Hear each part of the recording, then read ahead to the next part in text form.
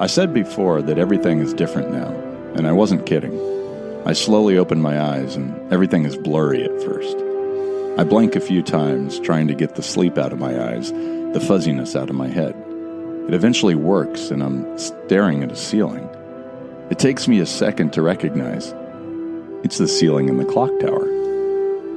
Yeah, not that weird, except I'm staring at it, which means I'm lying down in the room in a comfortable bed.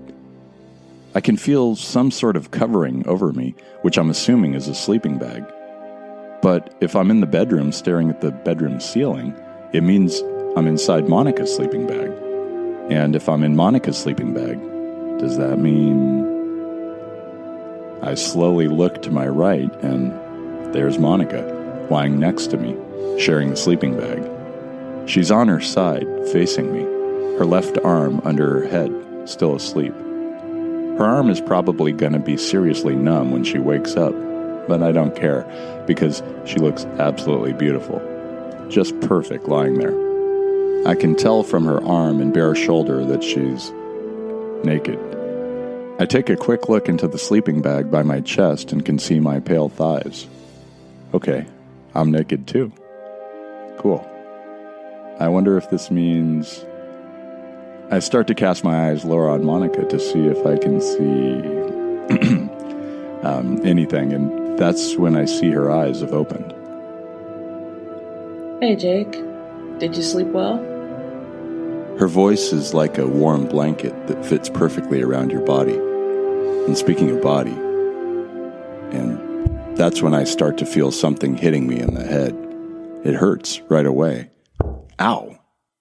Really, ow. I open my eyes and I see a super close-up view of dirt. Because my face is on said dirt. Because I'm on the ground. It feels like I could stay lying down forever. But then there's the thing thunking me in the head. And then I hear Monica's voice. Jake. Jake, are you okay? You need to get up. I need to know you're okay. I try to speak, but my throat is desert dry, a vacuum. I clear my throat and try to work up a little saliva to bring my vocal cords back to life. I sound croaky, but eventually can speak. Okay, fine. Well, not really fine, but alive, I guess. What the hell happened? I gingerly pick myself up. I sway a little, unsure on my feet. Monica is there in a second, supporting me. It helps in a lot of ways. I look up and around and feel lost, which hasn't happened to me for a while in Ostium. Where the hell are we? Oh, honey, you must have hit your head pretty bad. We're in Ostium, dear. I feel an angry frown start forming and look at Monica. Her expression explains it all. Fucking hilarious, dear. Well, the story is, I regained consciousness about 10 minutes ago, got my bearings, and then started working on bringing you back into the land of the living. What exactly were you dreaming about? So that's the story and you're sticking to it? Yep, I'm sticking to it. Okay, I say, looking around and still trying to get my bearings. Then I spot the water tower, which works as a great mental sea anchor, steering me straight. I look southwest and can see the reaching clock steeple in the distance. I add it to my mental map. Then I remember that I've got another kind of mental map and bring up the infrared display. Yep, just as I thought, and a chill slithers down my spine, making me visibly shiver. What's wrong? The crack is gone. Monica's eyes widen, then widen some more, seeming to defy the contours of her face. Holy fucking shit. She just stares at the ground, and I along with her. Minutes pass. What does this mean? I take my time, thinking, then thinking some more. I don't know. I guess it means the Ostium has changed again. For the good? For the bad? Who knows? That giant crack opening up like a hellmouth wasn't exactly good news, but it led us to the door with that infinity symbol. Monica's looking at me, her eyes no longer wide, but more, is that amused? Is that a Buffy reference? I'm silent, not expecting that. You damn well bet it was, I say, a smile lighting up my face. It's infectious, and soon we're both smiling at each other. Come on. Let's go take yet another gander at that map table and see if it has any new info for us. Monica nods and we start walking toward the clock tower side by side, enjoying a comfortable silence between us.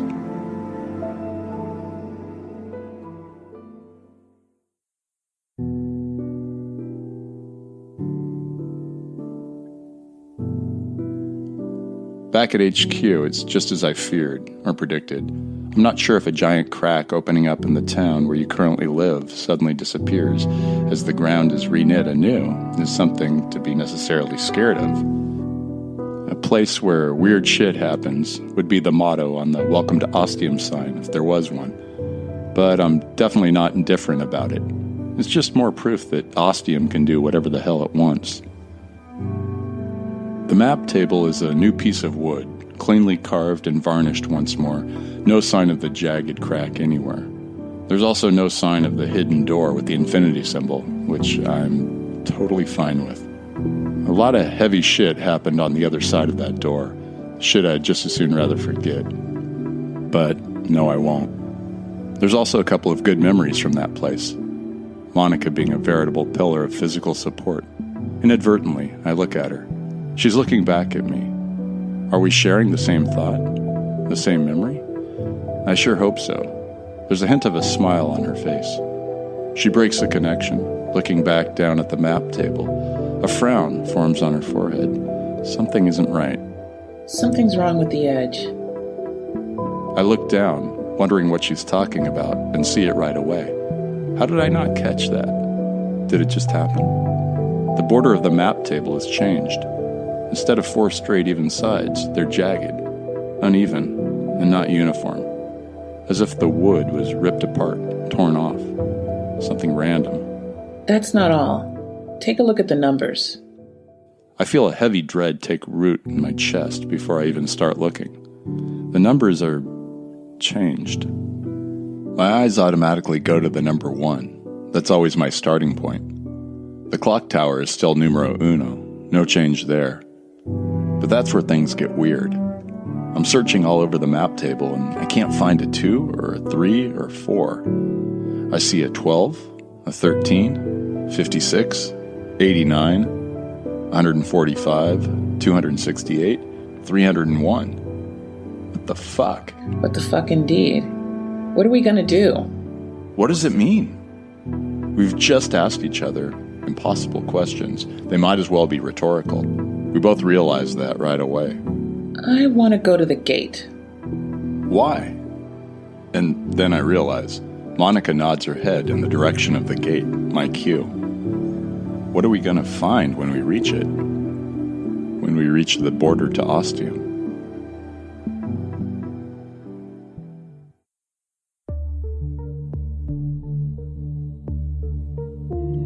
I prepare myself on the way.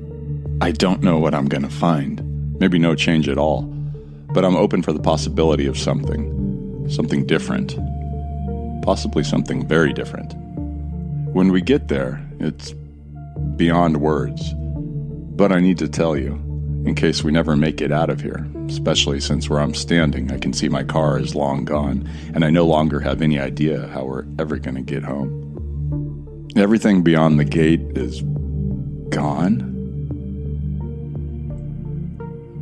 Everything beyond the gate is gone. We're about 20 feet away, and for the moment, we're not going a single step further. From what I can see, there's the gate and maybe a generous foot of earth or terrain, reality existing beyond it, and then it just ends. It's dark, but not the blackness. God, I hope it's not the blackness. No. It's lighter than that, isn't it? We're looking between the bars of the gate, and there's not exactly a ton of width and space between each rung. It looks black with hints of other colors, streaks and flashes. But I've got to know. I take 2 steps forward and I feel a hand clamp around my bicep so hard it hurts. I turn to her. She's just shaking her head side to side. I've got to know. Why? I've got to know if it's the blackness. I've got to know for myself. She opens her mouth as if to respond, to demand that I stop fucking moving this instant, that I stay exactly where I am. But nothing comes out. I see the resignation in her eyes as she slowly lets me go. You stay. Don't worry, I'm not fucking moving. I walk slowly, ever so slowly. Once Monica's out of the corner of my eyesight, I feel alone, like that first time in Roanoke, the first time on the Mary Celeste, and the first time on Mars. Like there's only me, Ostium, and the big bad universe. And at the moment, the universe is looking pretty fucking black and doom and gloomy. I'm taking deep breaths, trying to keep my heart rate under some sort of control. All this Ostium-related stress can't be good for the old ticker.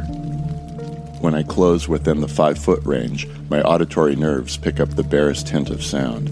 And yes, it starts with a cr and ends with ackle. My eyes and mind continue to hope, while my hearing and heart have already assumed the worst, but not accepted it by any means. I reach the bars, looking between 2, and can see oh so much clearer now. It is all black, a consuming night that will never end and keeps on coming. A night terror you can never escape. The crackling is easier to hear now, but the sound is still dampened. Whatever the magic/science ways and laws of Ostium are, this iron gate is apparently much greater than just a form of ingress/egress. This isn't your regular Ostium with a lowercase o, if you catch my meaning. It is the blackness, undoubtedly. But it's also a little bit different. This blackness isn't moving, at least not towards Ostium. It encompasses everything I can see beyond the borders of Ostium.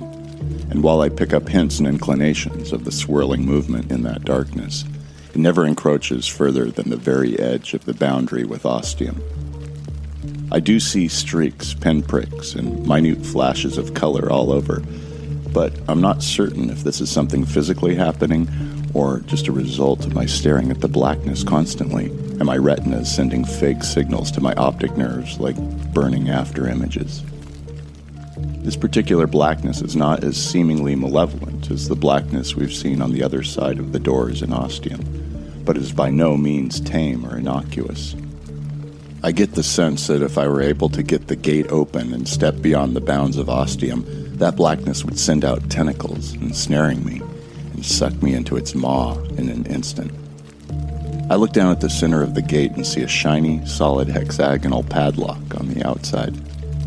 It's locked tight, so if for some insane reason I had wanted to try to open the gate, it wouldn't be likely to happen. I feel I've gotten all I can from this viewpoint, and I'm happy to put distance between me and the blackness. I walk back to Monica quickly. Her eyes haven't left me the entire time, and I can see a minor shaking in her form. Unsurprisingly, she's just as fucking terrified of all this as I am. I reach her, and I'm not sure if it's something I pick up on in her eyes or body language or just something I need right now, but I reach out, and then we're in each other's arms, holding on tight, for dear life. Is it? Yes. But we're safe as long as we stay in Ostium. We break apart and our arms drop to our sides. So any idea on what we do now? Monica runs her hands through her curly hair, getting herself together. I need to know. You probably do too. We need to know if this blackness is everywhere, if it's around all of Ostium. Once we have that answer, we'll know some definite things. Like what? I don't want to say yet, not until we know for sure. So how do we know for sure? A smile forms on Monica's face, a small warm light in all this bleakness. We go on a field trip, an adventure. You'd probably call it a mission. Oh, really? What do you have in mind? Let's just call it Operation Water Tower.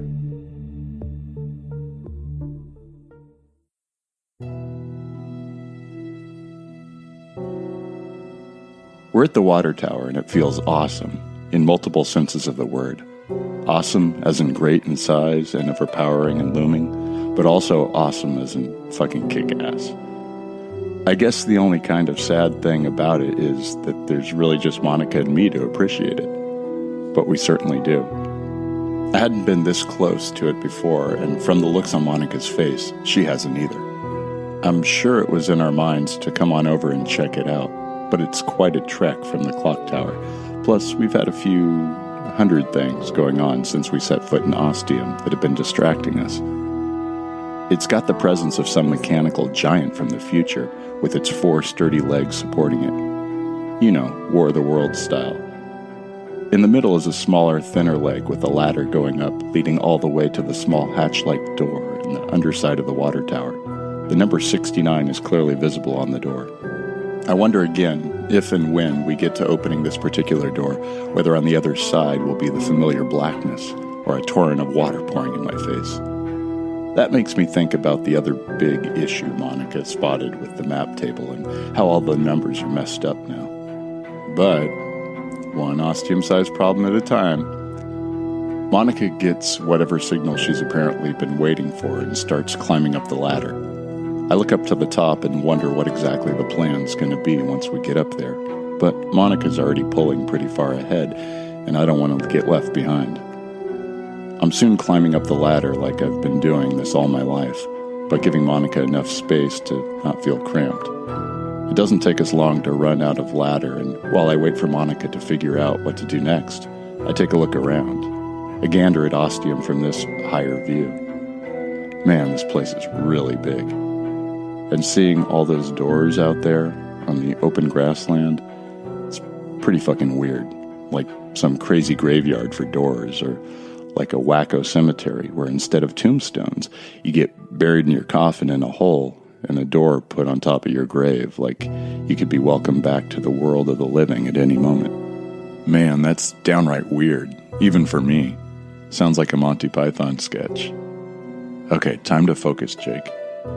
I look and watch Monica because she's started doing something. Holding onto a rung with one hand, Monica reaches out with her other around the door, running her hand over the surface of the underside of the water tower like she's looking for something.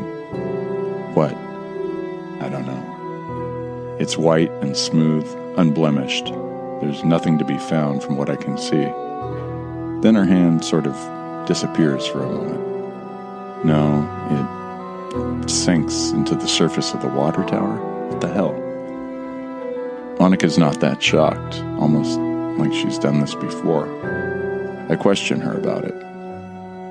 Didn't I tell you about my early times in Ostium? When I was looking around, when I got into the clock tower? No. Sorry, hun. I thought I had. Weird. I did a damn recording about it. Well, I guess I should check out all your recordings. Well, duh. Of course. Because they're awesome and will help you learn stuff. In that case, you're going to be pretty fucking impressed with what I'm doing next. Just watch and learn. Monica folds her legs over the top rung of the ladder to get a better angle, and then lets go of the ladder with her other hand. She reaches out to a spot a couple feet away from the hand that's semi-submerged into the water tower. She finds what she's looking for, and this hand now submerges. It becomes hazy, sort of like Marty McFly's hand in Back to the Future. I really hope it's not for the same reasons, or we're really fucked. Then I realize what they are. Handholds. Invisible handholds on the side of the water tower. Monica pulls herself up until she's supporting her body with the 2 handholds, while her feet stand on the top rung of the ladder. Then the right hand detaches and searches for another secret handhold. There it is. Then the left hand does the same for its side, and it finds the next handhold. Now the real impressive move happens. Monica steps off the ladder, putting one foot at a time into the handholds that also work as footholds.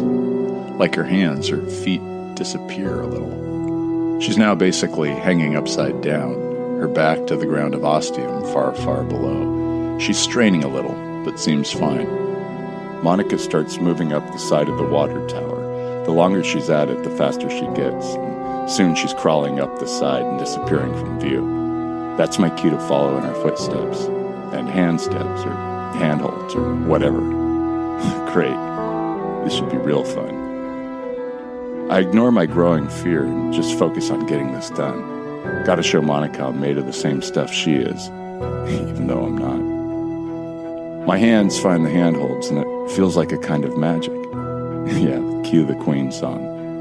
I actually start playing it in my head and singing along. It even helps a little. It definitely gets a lot more scary when I'm just hanging there by my hands and feet, feeling gravity trying to conduct its equation of force equal to my mass times the acceleration due to itself and pull me to the ground real fast.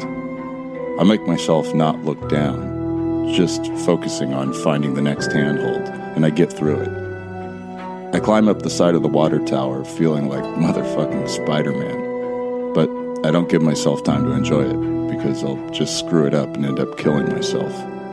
At the top of the water tower, in addition to a beaming Monica, is a little platform and railing with just enough room for the both of us to stand up there and not be quite touching. What do you think? Monica asks once I've caught my breath and made myself stop shaking. Holy shit. I look around and take in the great expanse that is Ostium. I can see wall to wall in all four cardinal directions. All the buildings, the reaching superiority of the clock tower, and the wide open space of greenery with its many doors at all angles and directions. And then I look beyond the walls of Ostium. Holy shit. The blackness is there. The blackness is fucking everywhere. What I saw through the gate wasn't a small contained portion of the blackness. Not that I ever really thought it was. But from this height and vista, I can see it. All-encompassing, omnipresent. I turn a slow circle, making sure I keep a solid grip on the railing. Losing my balance up here would be a sure recipe for disaster. My statement remains true and holds to its belief. The black really is everywhere except Ostium. I turn to Monica. Is this what you didn't want to tell me? Just a nod from her. You needed to make sure first? To be absolutely certain? Another nod. I look at the blackness again and I feel myself start to tremble. I wonder how I'm going to be able to get back down onto the solid ground of Ostium, shaking like this. I don't know if I can do it. So, what does this mean for Ostium? For us? Monica takes her time. Whatever she's about to tell me is going to be big. But I don't really know what else she can tell me that I can't process and comprehend with my own two eyes. But then she speaks and I find myself collapsing to the floor of the platform. Ostium has become untethered. It's no longer connected to the real world. I understand the words, but it's going to take my brain and my heart and my soul a long moment to process and comprehend them. Then I do. So that's it then? The earthquake happened? Then it unhappened somehow? In the process, Ostium was severed from our world, and now it's adrift in the blackness, in time and space, in nowhere? That's about the gist of it. What? Which means it's the end of Ostium, and therefore the end of us. Monica looks at me in surprise and then laughs. Au contraire, mon frère. Ostium is not over by any means, and neither are we. This is just the beginning. I look up at her and I feel now that my cheeks are wet. I've been crying. Again. Crying a lot today, apparently. But in her eyes I see something new. A spark. I believe it's hope. She holds out a beckoning hand. I grasp it and she pulls me up. I make sure to hold the railing with my other hand. don't want us both going over the side. Ostium may be untethered. The town, along with us, may be disconnected from the world, but I know something. Actually, a lot of somethings. Hundreds of somethings that aren't. What would that... Oh, the doors. Yes, those doors of Ostium connecting this town to other worlds, other places in time, and, more importantly, to our world. And maybe on the other side of one of those doors is Steve. I don't expect this, and I find myself shocked to hear it. Probably a bit of jealousy slipping in. You still think he's alive behind one of those doors? I thought, after Richard and the data pad and all that, you kind of accepted that it was all over. Nope. With what's happened to us? Fuck. With what's just happened today, and the way things are, now, the state of things. Yet we're still alive and kicking. I don't know. He could be dead. They could all be dead and gone, but there's only one way to find out. We keep going through the doors of Ostium.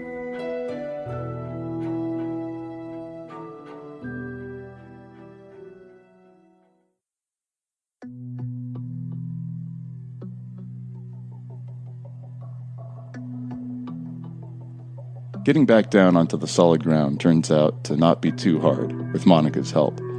I stay close and watch her every step and hand movement and copy it to a T. The last step onto the grass of Ostium feels like stepping onto a little piece of heaven. Then we make the longish walk back to the clock tower, not really talking about anything, just thinking over everything that's happened so far, just since we got back through the strange door with the infinity symbol, which is now buried under more than 100 feet of Ostium earth. When we're about a minute from reaching our destination, and I'm sure Monica's got her mind fixated on a giant mug of strong tea, I have a bad thought. A terrible, awful, horrible thought. I turn to Monica. What about the internet? What about the internet? If Ostium's become untethered, does that mean that the internet's gone? I don't know. The look on her face is nothing like the mask of the Red Death I'm wearing on mine. I start running. I know. It's not like we might be cut off from water or food or air. But the internet's a big deal. You know that. And right now, it's one of our lifelines to the world. Technically, it's the only line of communication we've got. And if that's gone, then it might be the end of everything. Yeah, for you quick thinkers, if you're listening to this, you know that the internet must still be alive and well when I make it to the clock tower. I also have a new email from Dave, my online friend that I've been chatting with from London. He's been doing his bit to spread the word about Ostium and come up with ideas about what could possibly be going on here.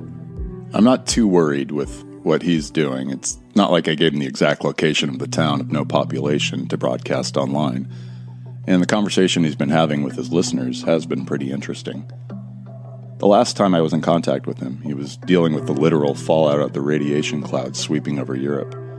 I invited him, if he could somehow swing it, to come to the U.S., to California, and to Ostium, if he could find it. I gave him specific directions, and I made it clear only he was to know and use them and not to tell anyone else about them. I know, it was taking a bit of a risk there, but I felt it was worth it. He ends the email saying that he made it. He found Ostium, but there was one of those strange hexagonal padlocks on the gate. Fortunately, it pops open and he goes inside and doesn't find us, which isn't really that surprising given the whole untethering thing in our current predicament. Nevertheless, he still found Ostium, or an Ostium in this case, just not this Ostium. I can't believe he found Ostium, I say aloud. Can't believe who found Ostium? I make it a long word, something almost alive, as I'm stalling for what to say. I haven't told Monica a thing about Dave and his enigmatic mysteries of the unknown. Partly because it never really occurred to me to talk to her about him. I mean, I never thought in my wildest dreams he'd be coming to Ostium, until like a day or two ago. and partly because I kind of know I should have told her a whole long time ago, and I didn't, and now I feel bad about it. And now I don't have a choice. I can feel her eyes on me. She's not going to let me just stall indefinitely. We've been on this merry-go-round before, and Monica isn't exactly the sort of person who takes any shit from anyone, even me. Who the hell are you talking about, Jake? I turn to face her, and it feels like I did something bad, because I did. And I'm about to be punished and scolded by a parent or teacher because I deserve to. I breathe deep and I start talking. I'm talking about Dave. He's a British guy who runs a podcast called Enigmatic Mysteries of the Unknown. And how does he know about Ostium? Because he found my recordings about Ostium, and he made his own podcast about it. And? Well, he's been talking with his listeners about what's been going on here with me and you and the doors and everything. He came up with his theories, and he got some ideas from his listeners as well. And how many listeners are we talking about? I don't know. He never told me. Lots, I think. He never told you? Yeah. He emailed me, and I emailed him back, and we've been kind of having this back and forth conversation going on. About Ostium? Yeah. There's a cold silence now, and I feel like if either of us moves, there's going to be the sound of ice cracking and breaking. I don't know what the hell to say next, so I just wait. Probably not the best move on my part, but I'm not known for strategic tact with people, and especially not with the opposite sex. I don't know, Jake. I just feel there's something you're not fucking telling me. I take another breath. It feels like I'm not breathing right. Am I breathing right? And let's not get started on my heart rate, which is suddenly through the roof. And I'm seriously being avoiding right now. He was scared. Dave was terrified of the radiation cloud. He needed a way out, an escape, and I told him he could come to Ostium. You what? I told him he could come here, just him, no one else. You told him how to get here? Of course I did. I gave him exact directions, because he knows stuff, important stuff about Ostium. So fucking what? He's like us. How the fuck can you possibly know that? You barely know the fucking guy. A couple emails and your long-lost fucking Ostium soulmates. Is that it? Yes, that's fucking it. He's another person out there who knows and understands Ostium. This is before I even knew you existed. So what does that make me? Chopped fucking liver? That stops me. She's right. That was too far. No, of course not. You're much more than that. But he needed a way out, and I gave him one. And now he's found Ostium. So where the fuck is he then? He said he's at another Ostium because this one is fucking untethered. What the fuck does that mean? I don't fucking know. Why are you yelling at me? Because you lied to me. You said we weren't going to keep secrets, and you did. Why are you yelling at me? Because you didn't tell me about the men that you sent through the door to die. Silence, longer this time, but perhaps not as cold. It's different. I'm sorry, Monica. I'm sorry I didn't tell you about Dave.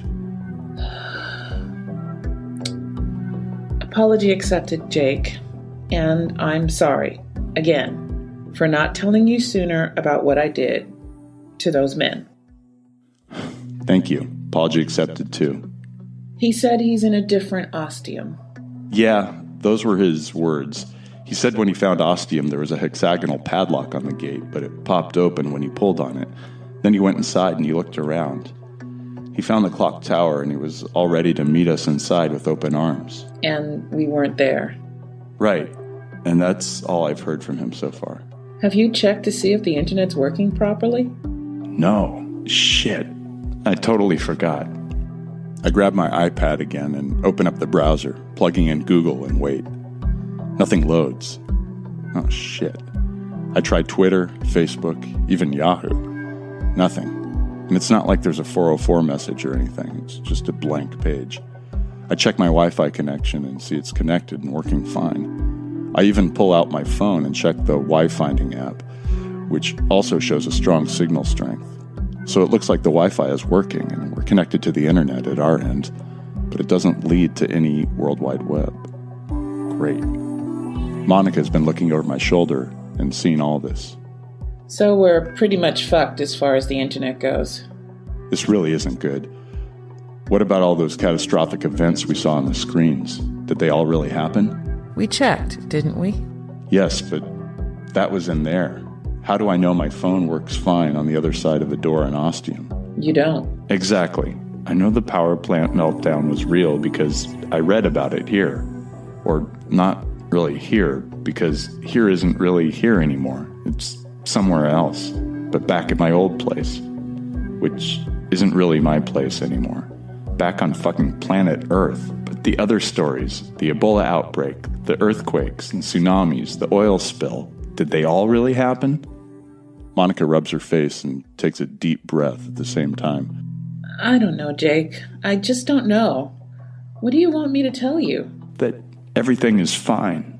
Everything is fine. Here, in Ostium, right now. There's you and there's me. We're alive and well. We have a roof over our heads. We have a place to sleep. We have food to eat and water to drink. We're fine right now. Okay. I must have not put much meaning into it or had some crazy look in my eyes because Monica keeps watching me, like she's trying to see into my soul. Okay, come here. I know what you need. She's holding out her arms, welcoming me. I'm not sure what she's doing, but I step closer to her, and then she wraps her arms around me, laying her head on my chest. My arms automatically go around her shoulders. We hug each other tight and stay that way for a good 30 seconds. It feels really great. Then we finally separate. Okay, time for a strong fucking cup of tea. You want one? I give her one of my beaming smiles. What do you think? She nods and heads into the kitchen. I go back to the iPad, closing the browser window. I pull up my email inbox again and have an idea. I look at when Dave sent the email. According to the app, the email was sent 35 minutes ago. That was after we came back through the door with the infinity symbol on it. That was after the big crack across the town closed up and disappeared. That was after Ostium became untethered from the third rock from the sun and began spinning indeterminately across space and time. Which means something really important.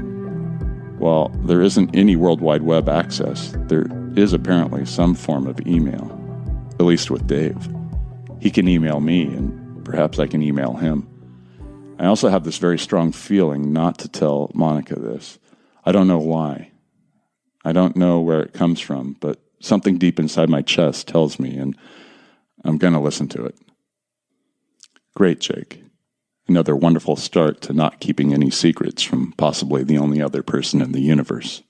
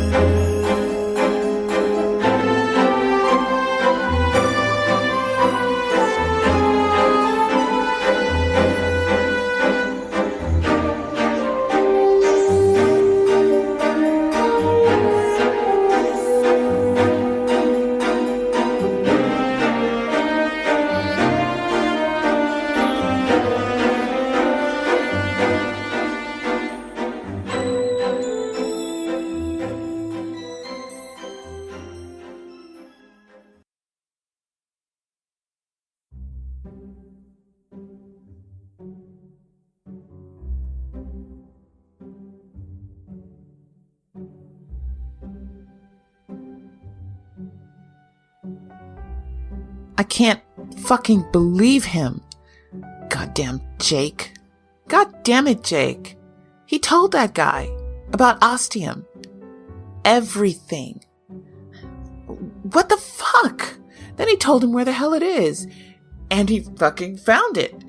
He even talked about how there's fucking music written to his recordings now. And even goddamn merchandise. Unfucking believable.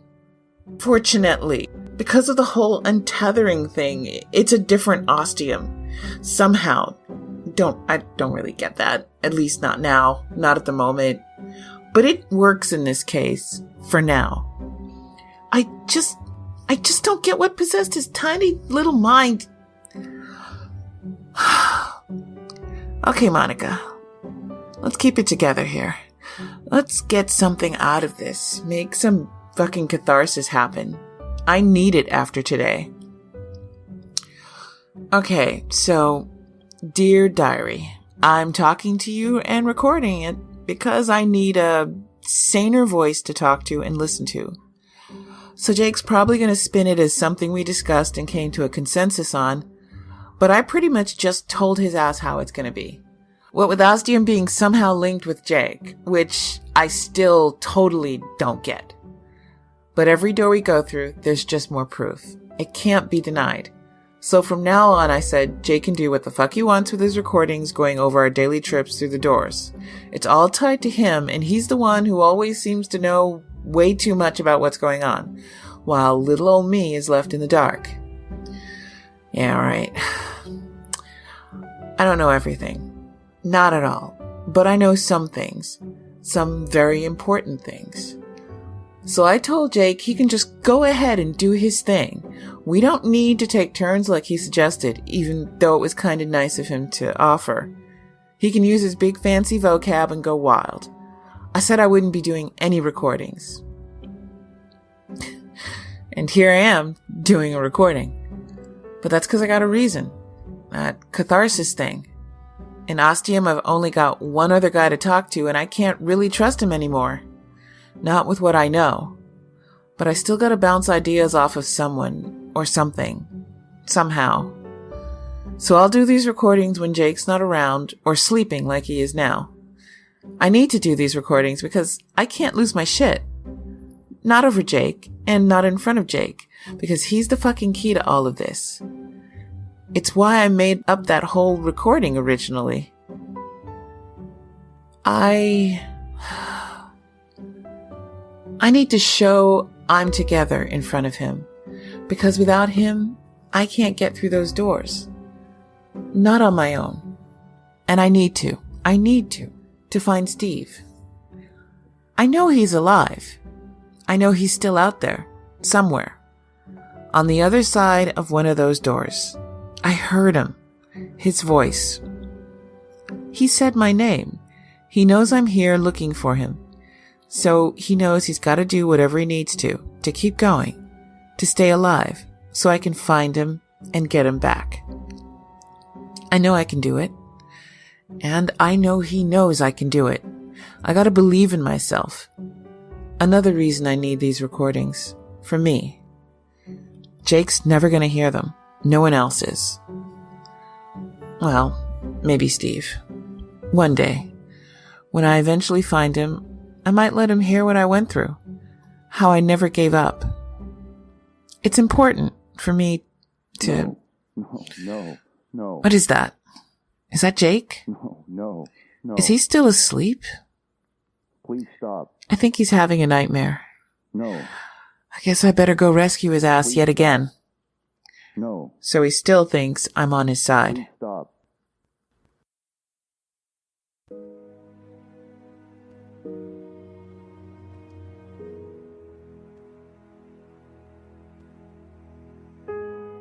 I open my eyes and immediately feel Monica's hand on my shoulders. She's shaking me. Normally having Monica be this close, touching me, would make my day, but these aren't normal times. She explains I was having a nightmare, crying out in my sleep like some little kid. She doesn't say this, she's not that cruel, but my brain is automatically completing the sentence, filling in my inadequacies. It makes me feel less than awesome. I let her know I appreciate the attention and help, looking directly into her eyes. I haven't forgotten that kiss and won't be anytime soon. She goes into the kitchen to make some tea and prepare some breakfast, telling me from afar that I'd been mumbling about tsunamis and Ebola. Seeing those clones and what was on those screens has done a number on me. It's done a number on her, too. She's actually surprised it's not me waking her up in the middle of a nightmare. It makes me smile, but inside I know this is just something said to placate my nerves. And it's working, a little bit. But those weren't clones of Monica. I was the intended viewer of those screens. I was the focus of that whole door that Ostium had created for me. After a wholesome breakfast, we're in the map room, staring at that woodwork of art.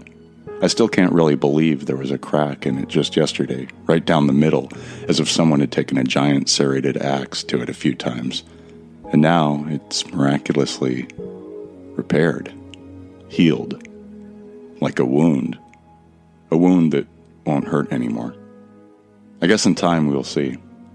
But getting back to the map table, it's different, again. As we noticed before, the numbers have changed. It's even more random now, if that's possible. The lowest number is 12. The highest is, 401?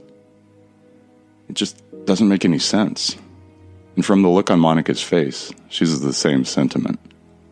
Not that it really did before, but we were on a roll, sort of a numerical roll, if you will, until the whole earthquake thing and then the infinity symbol.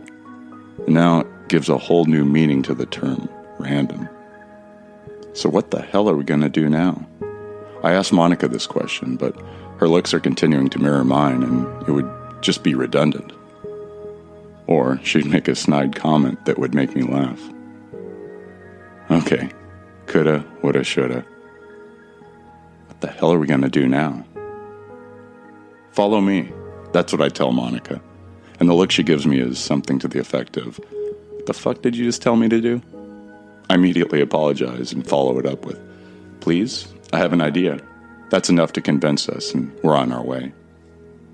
Outside the clock tower, it's another beautiful sunny day in the quaint town of Ostium. Well, at least to the extent of a town that's untethered and aimlessly drifting through space and time. So, darkness all around, pretty much.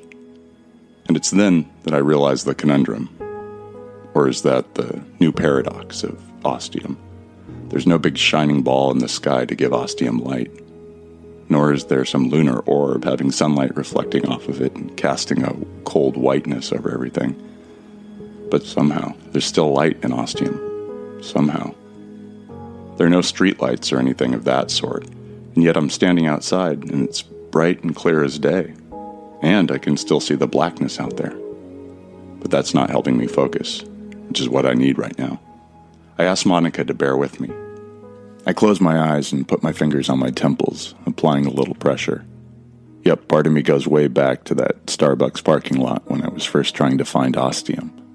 It was sense, that strange ability that suddenly possessed me, which I'm attempting to channel now. I've already tried the mental infrared Ostium map, but no numbers, no doors are lighting up, telling me where to go. I'm on my own. But then, Ostium never liked making things easy, did it? And there it is, a slight mental tugging, like someone had just flicked my pineal gland. Okay, granted, that's a little weird, but you get the idea. Like before, I open my eyes and see a building before me with a door. And that door is the number 24. But it's not our next door. I start walking down a street and Monica follows. She can tell the quasi-trance state I'm in. She probably doesn't understand it, just like I don't. But she's going along with it.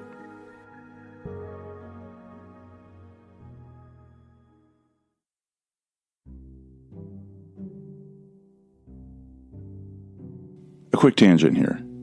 You may have noticed me pretty much doing this recording solo, telling you what Monica said rather than actually hearing her. Monica and I talked about it, and we decided that I'd be doing the recordings from now on due to my mysterious and undeniable connection to Ostium. I'm starting to feel like there's this invisible umbilical between me and this town, whether it's attached to my belly button or head or heart. I don't know. but long, winding, directionless story short, I'm going to be the lead and main and pretty much only reporter on the Ostium scene. Monica wants to take a step back, remove herself from the recordings. She feels she has little to offer, which I disagree with, but I'll respect her wishes. I think she might just need some space. This is her way of creating some distance between herself and Ostium, and possibly me too. Maybe she'll do her own private recordings as a sort of ongoing diary thing. I don't know. She said she's not going to, but doing this might also help me, or us, to understand what's going on with Ostium and why I'm particularly connected with it. Since it's just me running the show now, so to speak. Basically, Jake's special. He doesn't know why, and maybe having Jake being the main reporter, recorder, and chronicler will help solve this somehow. I don't know. We'll see. Now on with the regularly televised episode of The Ostium Show.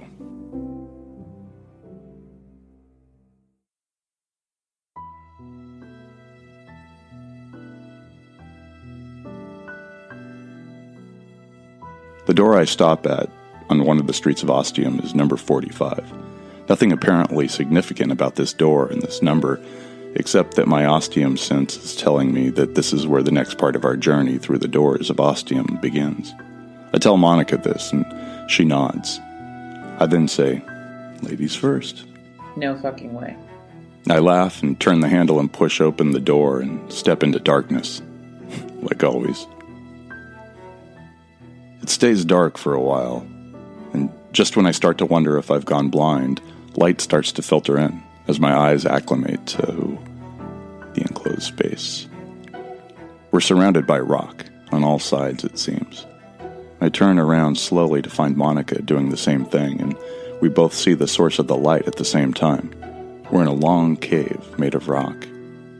Monica starts heading toward the light, and I follow, wondering if we're going to find some version of an afterlife on the other side.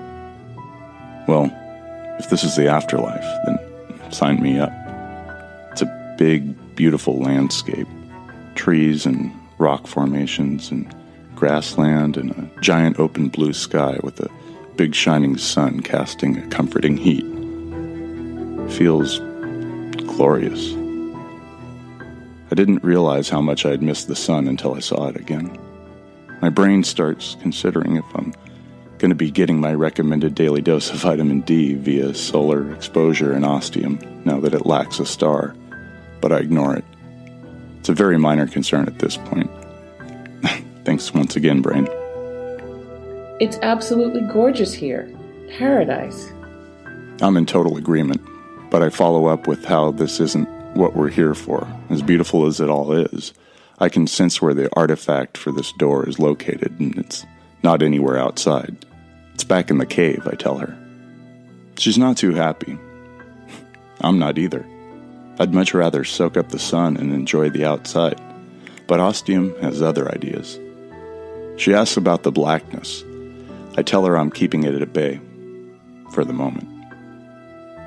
I lead the way back into the cave, and we've soon passed the open door leading back to Ostium. On this side, the door is more like a fake piece of rock that is detached and swung open from the wall. No visible hinges or attachments, just kind of hanging there, open. It's pretty cool. As we continue into the cave, the light dims a little, but not too much, so we can still see just fine. That initial darkness was more about our eyes getting used to this lower light environment. I look around, searching for any items, any artifacts, trying to get a sense of what this place is, why we're here, and what significance it has with me. I'm coming through this door and into this place with a whole new paradigm this time, if you will. I know it's going to have something to do with Ostium and with me. I know there's going to be a connection, and it changes my whole approach. It's kind of like when archaeologists and paleontologists and anthropologists are doing their thing, digging up old bones and whatnot. Of course, if you're digging up a bone, chances are it's pretty old, unless it's something your dog buried a few hours ago. But anyway, when scientists start digging in the ground, everything's striated, meaning it's all about layers, and the deeper you dig, the older the stuff gets. So at certain levels, archaeologists expect to find fossils and artifacts from a specific period or a range of time. Where was I going with this? Oh yeah. But a year or two ago, scientists tried a whole new approach when starting a dig, basically being more open-minded to what they were looking for. So instead of thinking that they were going to find, say, fossils of Homo erectus and only that, they were looking for anything that might have something to do with fossils, and in so doing, discovered more artifacts and bits of fossils and pieces of whatever they wouldn't have necessarily noticed if their focus had just been on finding Homo erectus bones. I'm sure there's some mathematical statistics and probability that can be used and applied to reveal how you're going to find more useful stuff, even if it's not useful stuff you were originally planning to find, if you apply this method. Bringing this very long off-topic monologue back to Ostium. Sorry, I didn't mean to go on for that long, but there is a point, trust me. So, just as these scientists applied a new paradigm to their archaeological dig, I'm applying a new approach to going through a door in Ostium and its inevitable connection to me. And now that I've talked for way too long about archaeology and bones, I'm thinking there's a significance to my brain dredging it up and being in this place. Excavating the resonance, if you will. This is a cave, after all, and what do you sometimes find in caves? Bones. Yep, now that I'm thinking about it, this definitely has a fossil feel to it. Oh, come on. I haven't made with the wisecracks in, well, at least 5 minutes. And that's when I see the first skull.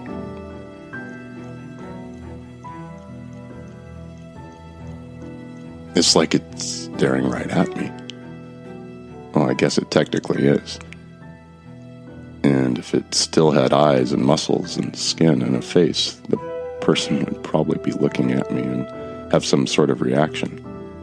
But it's bone white, obviously, and long dead. I hold out my arm to stop Monica, and she soon sees what my gaze is fixed upon. The cave tunnel is opened up into a sort of alcove.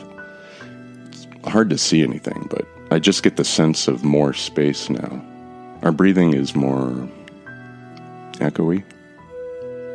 The skull appears to be sitting on some sort of pedestal. It seems big, almost abnormally large.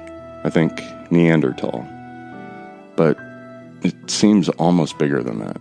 Also, I'm not exactly able to recognize a Neanderthal skull as soon as I see one. Below, it looks to be a dark hole. Monica shoots me a what the fuck look in a way that only Monica can. I shrug my shoulders. I don't know exactly what it is and what the deal is with this setup.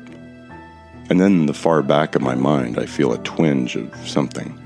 Just like I felt when I was on Roanoke and the Mary Celeste. And this time, I'm not going to ignore it. Something is pinging with me. I've picked up on something and it's connected with a memory of mine in some way. So, what is it? What's special about this place? There's not a lot of light in here, so I take out my phone and I turn on the flashlight. Good idea, Monica says, quickly doing the same with her phone, and soon this end of the cave is basked in an impressive amount of light. Holy shit! Monica just covers her mouth. The skull in front of us wasn't the only one. There were rows of them along the wall, each with their own intricately carved pedestal. Skulls are all different, too. Minute variations in shape and size, but all clearly human. All of a sudden, it feels like a crowded room. A crowded room of the dead. And I know what this place is, where we are. Monica recognizes the look on my face, understanding. Fucking enlighten me, Mr. Fisher. And I tell her that we are in a cave of a skull cult. The cave was discovered 5 years ago in South Africa, about 3 hours northwest of Johannesburg, by prospectors looking for potential places to mine raw materials. They started digging and then found this opening to a long cave. It was pretty much all filled in, so they notified the authorities, who notified a bunch of different people. Less than a year later, an archaeology group from Germany arrived and began excavating. The first 6 months were spent getting rid of dirt and sand and rock to clear out the cave. Some of it was attributed to the passage of time with weather, rock slides, animals, but not all of it. The archaeologists worked out for that amount of material to be inside the cave, at some point someone, or more likely a significant group of someones, chose to fill it in and hide the cave from the rest of the world. And this was before they found any bones, before they got to the skulls. After a year, they made it to the alcove that they eventually dubbed the anteroom. You'll find out why when I get to that part. That's when they found the first skull. Then the next one. And the next one. And they kept going. Eventually, the anteroom was completely excavated, and they found 45 of them. You're shitting me. No, I shit you not. There are 22 skulls on each wall.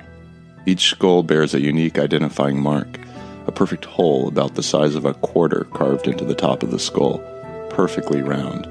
The skulls were eventually dated to between 28,000 and 30,000 years old. They don't know how those holes were drilled into the skulls and made to look so perfect. As for the layout of the skulls, there are 4 rows on each side. The top 2 rows with 5 skulls, the bottom 2 rows with 6 skulls done in a sort of wide pyramidal shape. Number 45 is... the one sitting above that hole. Bingo. Where does the hole lead? Let me tell you the rest of the story. The hole isn't very big, which is pretty clear. The hole obviously leads somewhere, but it took a while first for the archaeologists to decide what they were going to do, and then to get volunteers who were small enough to crawl through the hole. They sent out this hilarious request for grad students with a specific height restriction that would be required, and then they had a bunch of applications, and then about 2/3 dropped out once they talked with the archaeologists about what they were going to have to do. A group of 15 grad students made it to the dig. Once they saw the hole, 10 of them refused to go, and they headed back to Johannesburg. What it must have been like for those 5 people to venture into the unknown and enclosed like that. Talk about your Indiana Jones adventures. The hole is actually a small tunnel that leads for over 30 feet. It took 2 years of digging and excavating, but eventually they made it to the other side. It led to a small room, just 5 feet high. You couldn't stand up in it, but had to crawl. Another year of painstaking excavation. Grad students left, others came from all over the world. Eventually, they had the room clear. There was a stone pedestal in the center of the tiny room with strange cuts and hatchings that might have been some primitive language or writing or pictography. No one really knows. No one's ever seen anything like this. On the pedestal, there was a single skull. It was twice the size of a normal skull. And it was human.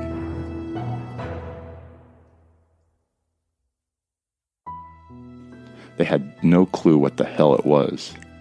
At some point in your life, whether you wanted to or not, you've probably seen a horse's skull or a cow's skull, especially when you went through that hipster phase and wanted to do some interior decorating. That's about the size of this skull, but it had all the expected features of the Homo genus. No one, of course, believed it at first. Who would? There was just a handful of grad students squeezing through that very small tunnel. They took photos, which were astounding, and still disbelieved. More photos were taken. Eventually a camera was set up, as well as lighting for absolute proof. Bone samples were taken and tested. It matched the rest of the skulls. It was human. And on top of it, there was another perfectly carved hole. More time passed. The bones, the caves, the dig was scrutinized and studied by many, but nothing equitable had ever been found. The reason the Rosetta Stone is so important is because it has the same message in 3 languages. It's like a 3-language dictionary. This cave and its skulls were unique. They are unique. The carved holes are also unique and mysterious. What do they mean? the very least, they seem to imply some sort of ritualistic intent, and thus the dig and its skull inhabitants have been dubbed the Skull Cult. Not officially, more colloquially. But it caught on. Sort of. With those in the science who believed. There were plenty of naysayers who called it an aberration, outlier, something they really didn't want to become a big deal because it didn't really cast the well-respected and long-standing field of archaeology in a favorable light. That's why it's not so widely known. But I know about it because I have an interest in it in all things anthropological and archaeological. Well, not all things, but many things. I know more than most about Australopithecines, Denisovans, Naledi, and a number of other hominids. You know, just one of my hobbies. It became an obsession, as it does. The look on Monica's face is not one I expected, but once I consider it, it makes sense. I came through this door more open-minded about Ostium than I've ever been before, more willing to accept my connection to it, and it helped. I didn't tell Monica anything about this, but perhaps she's just picked up on it in some way, maybe from my body language or my facial expressions. Either way, she's not shocked. Well, she was when I told her about the giant skull. Really shocked, in fact, but that's to be expected. That I'm able to give her a 10-minute lecture on this place. She's accepting, as am I. This is a good thing. I think it's a move in a healthy direction for Ostium, and for me, and for Monica. And because Ostium's a bitch, the artifact is through that tiny hole that you can just barely fit through, right? I don't bother answering. She knows. I just give her one of my award-winning shit-eating grins. I don't actually know if I can fit through it, and my heart started doing a little dance as I prepare myself to climb through.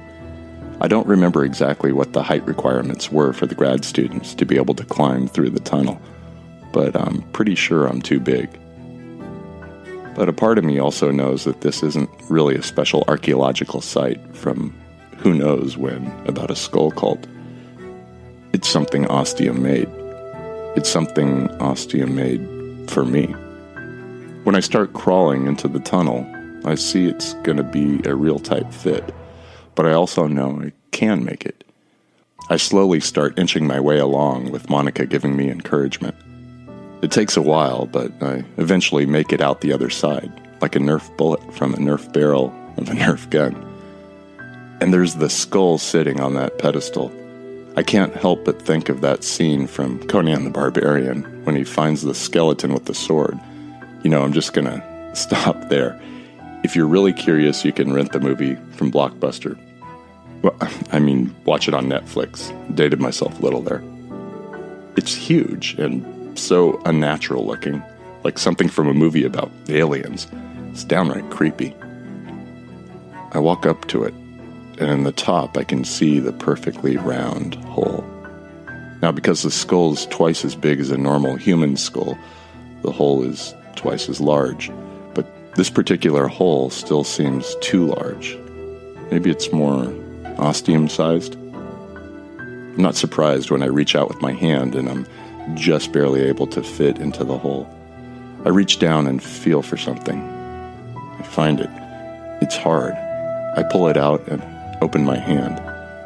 It's a tiny skull, like something for El Dia de los Muertos. Or one of those knick-knack keychain skulls. Of course, in the top of it is a tiny hole. Does this little skull have an even tinier skull within it? Does Ostium have an actual sense of humor? I shake it. There's something minuscule rattling inside. Make that many somethings, because those skulls go all the way down, baby. That's just fucking hilarious. It takes me less time to make it back through the tiny hole. I show Monica the latest edition for the map table. She's just as amused as I am.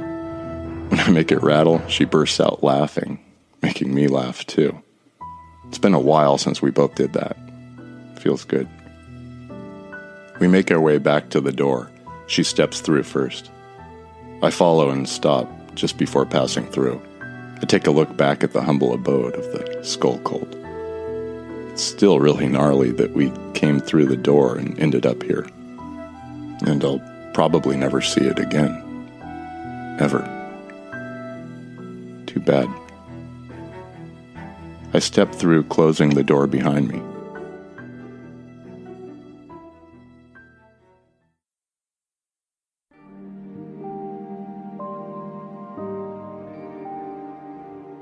Back at the clock tower, standing before the map table, we're ready. 4 of the golden numbers are gone. 1 is still there. 2 through 5 are gone. I hold the skull in my hand, feeling it warming up. I shake it, hear the rattling, like I'm getting ready to toss a die. I look underneath the skull suddenly and I see the number 45. Go figure. Then I place it on the corresponding number. This time, a vibrant blue light engulfs the artifact, just as blinding as the white light was. It's over in seconds. The afterimage is singed on our retinas. The number 45 is now a rich ruby red color, not gold. Okay then. The map table has moved on from gold to Technicolor.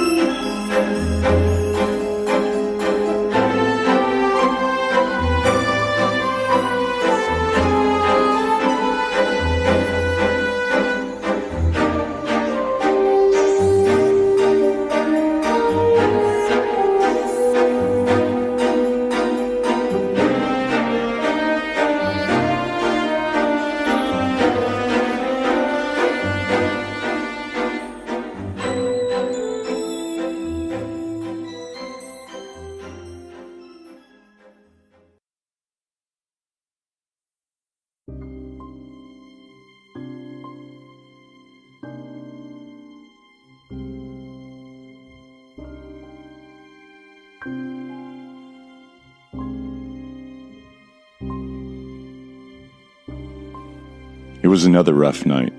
Monica woke me up again, said this time my crying out was getting pretty loud, verging on screaming. Okay, I'll try to control it. Keep it down in some way. No, Jake, that's not what I meant. You're obviously still going through some heavy shit. So you probably need to do some introspection. You know, get in touch with your inner self or whatever. See what's going on inside and find out what needs to be resolved. See what's eating you up inside, okay? Yeah, thanks, Monica. That definitely helps. It's good to know she's earnest and cares. I mean, I kind of thought this already, and I know she's on my side and everything, but it's good to hear her coming out and saying it and making me feel less like some crybaby who can't deal with it all. And I know I've kind of addressed this already, but this is also the second straight day of not enough sleep and clearly having some deep-seated issues. I'm not ready to fully talk with Monica about it yet. I know we weren't supposed to be keeping secrets, but this isn't a secret so much as a personal existential crisis, sort of. Hey, can you tell I haven't had much sleep? I know. It all ties in with the Infinity Doors, I'm calling it. Seeing those clones of me and the series of catastrophes happening in the world. The fact that we don't seem to have working internet right now, and I can't see what's happening on planet Earth is definitely not helping. And I think I might have worked it out, too. The internet is sort of working, but only one way. I can't look anything up, I can't receive any emails, and I can't check anything that requires access to the internet. However, the recordings have been uploading just fine. Like, there's nothing wrong at all. I think I can't send things out, and I can't get anything back either. I was able to send Dave an email today, which went out and appeared in my sent folder. Of course, I don't know if I'll ever know if he received it, because it would require him communicating with me. I guess maybe he could call me. The two problems with this are, one, I think it works the same for the phones as for the internet. I can't call out and I can't receive calls. Plus I don't have his number and I'm not ready to just randomly try a phone number or call someone I know. And 2, he doesn't have my number. Anyway, here's what I said. Hey Dave, I hope you're receiving this.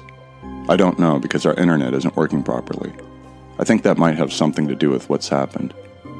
It also possibly explains why you found a different ostium to mine. We've become untethered. I assume you're still keeping up with the recordings, and from my end, they're uploading like usual. So you should be getting them. In which case, you know what I mean about untethered. But I don't get how the internet is sort of working. Doesn't really make sense. But whatever does an ostium, am I right? For now, we're gonna keep going with the usual plan. Going through more doors and seeing what we can find. Monica hopes we might find Steve, hopefully alive, on the other side of one of these doors. I don't know. After finding that other guy, dead due to very mysterious and unresolved circumstances, let's just say I don't have high hopes. But other than keeping on, I don't know what I personally expect to find with these doors and ostium. I know I'm connected, but I don't know why or how. So we'll just go about it and see what happens. I've not been sleeping well. Having some really bad nightmares, apparently. I don't know. When I wake up, or more accurately, get woken up by Monica, I'm sweaty, my heart's pounding, my throat's raw and sore from yelling and apparently screaming. But I don't remember anything about what I was dreaming about. It was probably bad, but I can't recall a single detail. Which is pretty disturbing. I'd at least like to have something to go on so I can try to help myself through this, you know? Part of me is also wondering and really concerned. I mean, really concerned. I haven't told Monica about it, and I probably should. I don't know. There just seems to be something inside me saying, don't do it. It's weird, but anyway, what I was trying to say was I'm concerned with all the terrible stuff happening around the world and that it might be related to ostium, to going through those doors. That us doing that and bringing back artifacts and putting them in the map table is somehow causing those catastrophic events. I know, it sounds crazy writing it down and reading it. But what if? If all these lives being lost and destroyed was because of me? Man, I wouldn't be able to live with myself. I'd just walk through that gate and drop off the edge, not caring what would happen to me, because it would be all my fault. And what if our continuing to go through the doors is causing more devastation? What if Mount Etna is now erupting? Or the bubonic plague is making a big comeback with a new and incurable strain? It's got me very worried, and I have no way of knowing. I think I really need to talk to Monica about this, get her POV on it, and see what she thinks. Now as for you, I'm honestly not sure what you're going to do, or what you can do for that matter.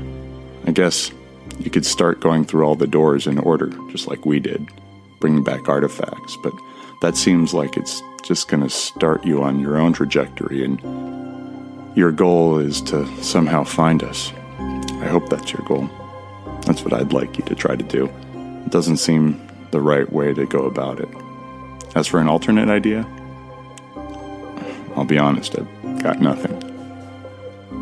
Sorry to be the bearer of bad news, followed by more bad news, but I wanted to keep you informed and up to date however I can from my end. And hey, I'm hoping you're going to come up with a great idea and start doing it. And before I know, you'll be walking through the front gate or opening one of the doors here and surprising us, or maybe revealing yourself when we go through one of those doors. So, fingers crossed, man. Talk soon. Jake.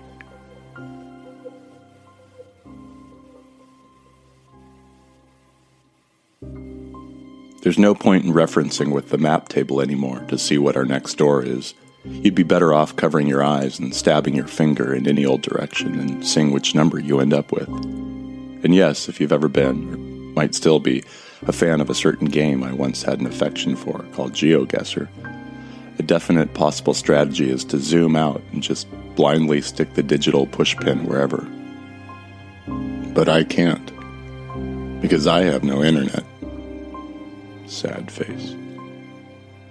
Anyway, we're soon ready and out the door, and I do my new agey calling on the spirits of Ostium to tell me where to go next.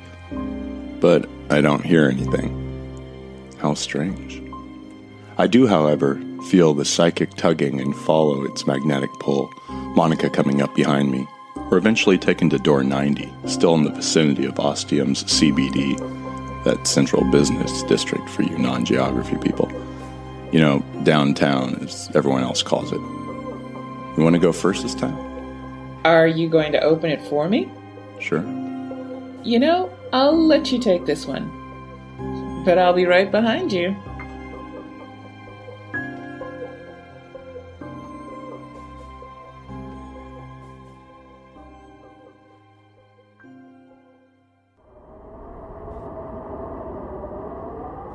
We step through, and what immediately hits me is the cold. Damn cold. Like, freeze your ass off cold. We've been pretty lucky so far, in hindsight, having faced favorable conditions and a decent climate each time we've walked through a door. I can only assume Ostium isn't going to dump us in an environment that isn't hospitable for human beings, like sticking us on the surface of the planet Venus, which would kill us in a few minutes. It doesn't seem in the best interests of Ostium. If it has interests. Nor is it ours. Temperature and climate, however. Humans are a very versatile and resilient species that can eke out a living in almost any environment on Earth. But that doesn't necessarily mean it's going to be fun or comfortable. Wherever we've been taken, it has to be a really far north latitude or really far south.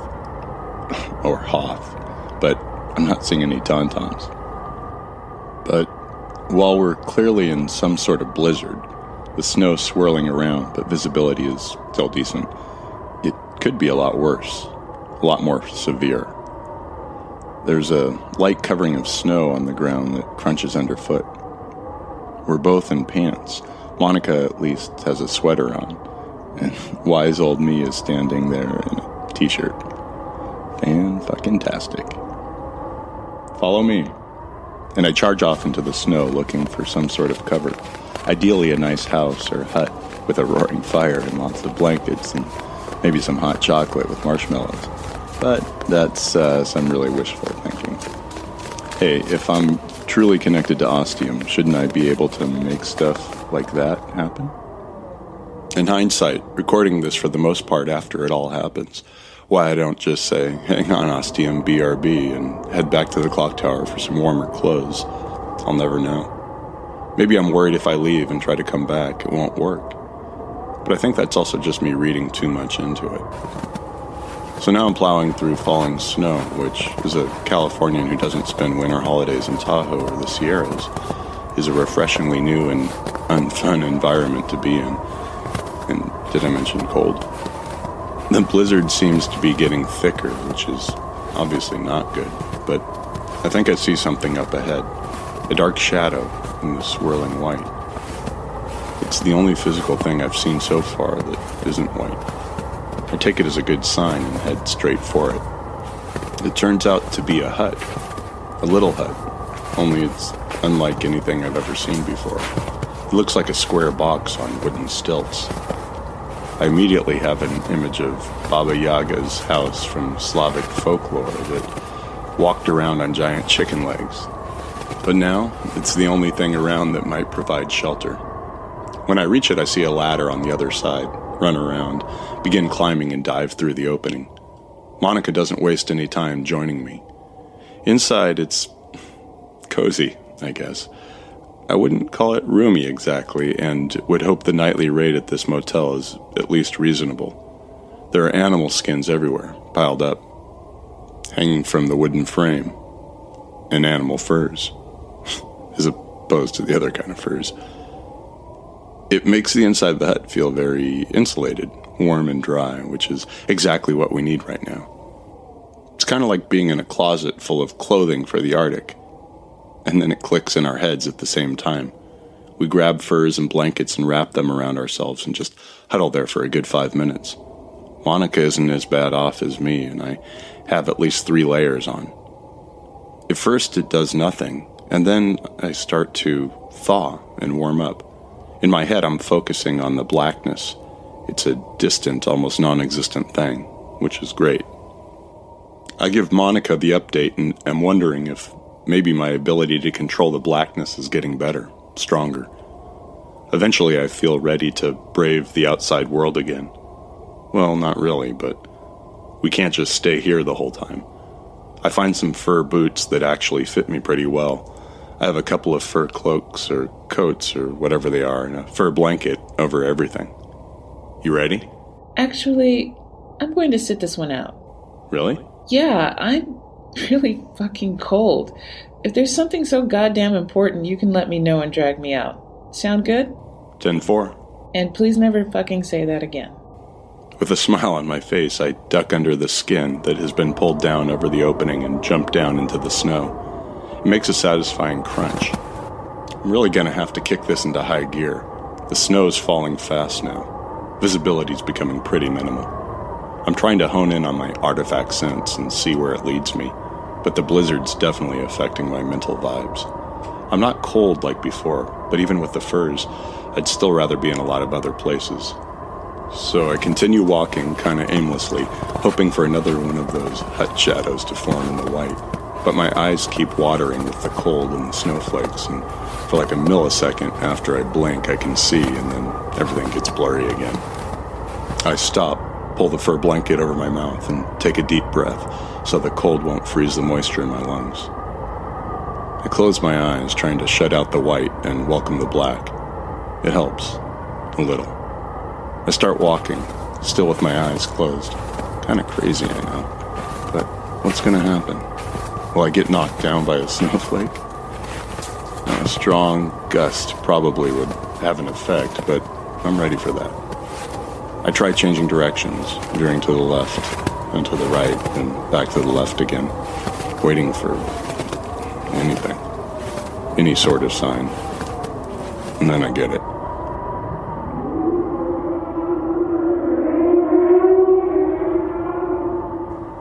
Though it's not that playful mental tug or that mental red laser drawing me to it. It's a fucking ghost howl. Yeah, just like on the Mary Celeste. And no, it hasn't been long enough for me to get over it yet. The sound actually forces me to take a step back, but I stop myself. No, not this time. This time, I'm in control. I walk toward it and then stop, waiting for that sound.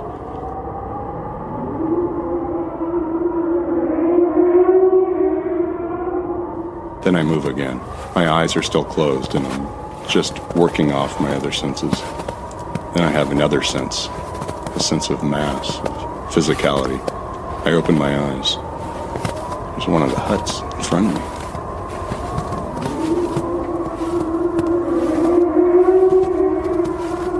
The sound makes me shudder this time, but I keep going.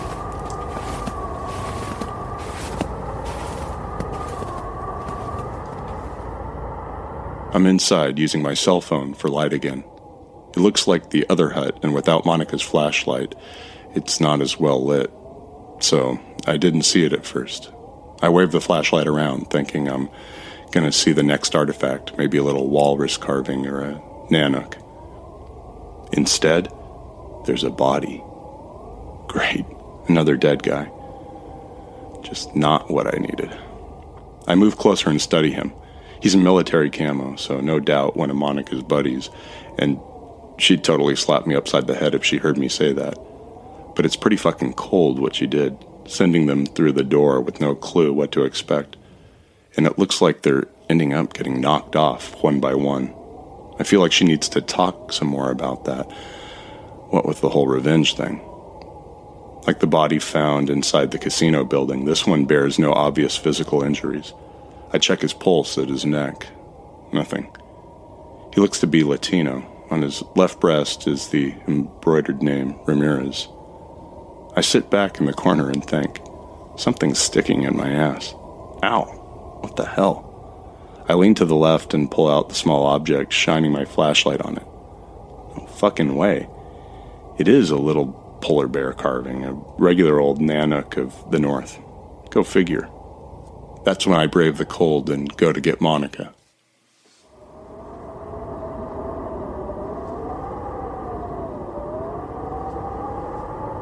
It's during the round trip to get Monica and bring her back that I realize where we are. Lake Anjikuni is a lake in the far northern reaches of Canada, in the territory known as Nunavut. On a cold night, even colder than it is right now, no doubt, during November of the year 1930, Joe LaBelle, a Canadian fur trapper, stumbled into the tiny Inuit village, exhausted and looking for shelter. Supposedly he found the village completely empty, not a single human in sight. What was strange was that the huts were all set up like there were people in them just moments ago. Pots of steaming stew and plates of cooling food laid out all around for consumption. Lots of bedding and clothing just abandoned. And if you're living in these conditions, then you won't go anywhere without food and warmth to bring with you. It's another mystery without a solution. They did searches around the area trying to find any sign of anyone. The Canadian Mounted Police got involved, but nothing more was ever found out about it. It's just a mystery. One that's supposed to be a little more shrouded in urban legend and folklore than, say, Roanoke, but still. Where'd the people go? Where everyone else went, from the likes of Roanoke and the Mary Celeste and possibly a Martian base. Monica has a lackluster reaction to this story, and after talking it over with her for a bit, as we try to keep warm and close in the hut, I kind of get it. It's a pretty sure bet now that when we go through a door in Ostium, we're going to find an empty place on the other side with all the people enigmatically gone. And I'm going to know something about it. Check and check. She's more interested and perhaps concerned about the dead guy. When I first told her about him, her eyes widened and weren't going to stop unless I told her something else. I quickly said, "I'm pretty sure it's not Steve." This helped. I told her about the name on the uniform. This helped a lot, but she still needs to make sure. And now I can feel the blackness coming. Oh, great.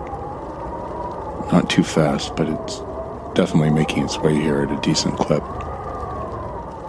I wait what feels like 5 or 10 minutes, but is probably only a couple. Feels like an eternity. Monica, we need to get going. The blackness is closing in. Be right there. And just when I'm about to go in there and see what the hell's taking her so long, she appears and drops down to the ground. About time, I say, and lead to... where exactly? It's all white like before, and a colder, deeper chill flows into my chest like liquid nitrogen. We've made a big screw-up. We fucked up royally. The snowfall was lighter when we first arrived, and now it's heavier, but we still should have done better. Should have known better. I have no fucking clue where the door back to Ostium is. Well, shit. It's still snowing, cold, getting colder, just as we are. I turn to Monica and the look on her face is fear. Not something I think I've seen before. The blackness is coming closer, it's getting louder, and we don't know the way back to the Ostium door. We could be looking for hours and still never find it. Okay, I get why she's scared now, just not used to seeing that expression. Therefore, it's time to get that look off her face and deal with the situation. I quickly recall a similar situation in Avalon, where a different door took us back to Ostium. That's good. That means there's a chance, hope. So it's just a case of finding that alternate door and getting back to where we live. No biggie. I grab Monica's hand, which feels as cold as mine, twining my fingers through hers. Maybe we'll share some warmth and help each other out. I can't even see the hut we were just in anymore. I don't have time to focus and mentally divine where one of the huts is. Just gotta go with my gut here. Direction doesn't really matter. I'm doing 10 paces, then changing direction, another 10 paces, then changing again, but keeping a mental compass so I don't just go in a complete circle and end up where I started. Hopefully. Then I see a dark shadow and charge towards it. It's a hut. We're saved. Maybe. Hopefully. We get close to it, and that's when I form a picture of the doorway in my mind. Only instead of it leading to the inside of the hut with furs and possibly steaming food waiting to be eaten, I'm imagining a black hole, and on the other side of that is a street in Ostium. Wait, not just any street. The street right in front of the clock tower. We jog around the side of the hut until we see the doorway into the hut, about 4 feet off the ground, with an angled ladder leading to it. It's all black, different from the other 2 doorways to huts we've seen so far. What do you think? Monica looks at the doorway, noticing a difference. She looks at me, eyebrows raised, then back to the door again in amazement, then back at me one last time in wonder. And she grabs me and kisses me. I'm not gonna lie, I was sort of ready for it this time, in that I was hoping she might do it, in that adolescent teenage boy on a first date with a girl way. Then she draws away and everything is cold and freezing again. She makes sure she has a strong grip on my hand and pulls me up the ladder with her through the door.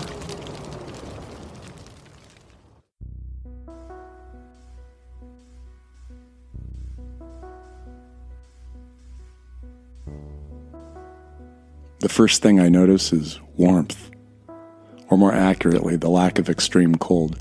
I open my eyes and see there's no snow. I can't help but let out a really contented sigh. Monica bursts into laughter. We're sitting on the ground and I can see the clock tower from where we are. We just came through a random door in Ostium and ended up exactly where I had planned to be. Okay, I think it's officially time to start calling this a superpower because I'm totally nailing it. When I place the little carved polar bear on top of the number 90 on the map table, the blinding color this time is an iridescent green, and I feel like I'm being blasted with a beam of kryptonite. And then it's all over, and for the first time this day I feel the weight come off my shoulders and I'm able to relax. We soon have giant mugs of strong tea. I tell Monica I want to start working on putting the recording together. She says she wants to take a nice hot shower. I watch her go into the bedroom and softly close the door behind her. I didn't want to say anything about the kiss, in case it jeopardized it in some way, made it less valid and important, like it was just a little thing, and not the beginning of something that I truly hope will become more. I suppose only time will tell. I'm going to stand back and let her call the shots and the play. Probably the whole game.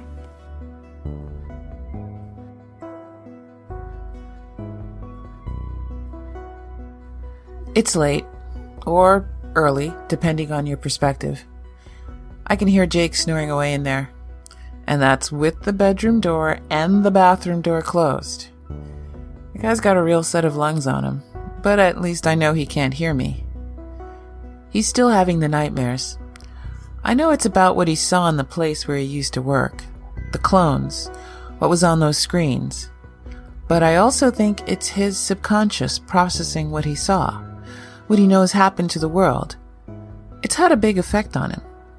It hit him deep, as was expected. But he can't check anymore, can't see what's really going on with the outside. He doesn't know. And that's a good thing. An intentional thing. The less he knows what's really happening, the better.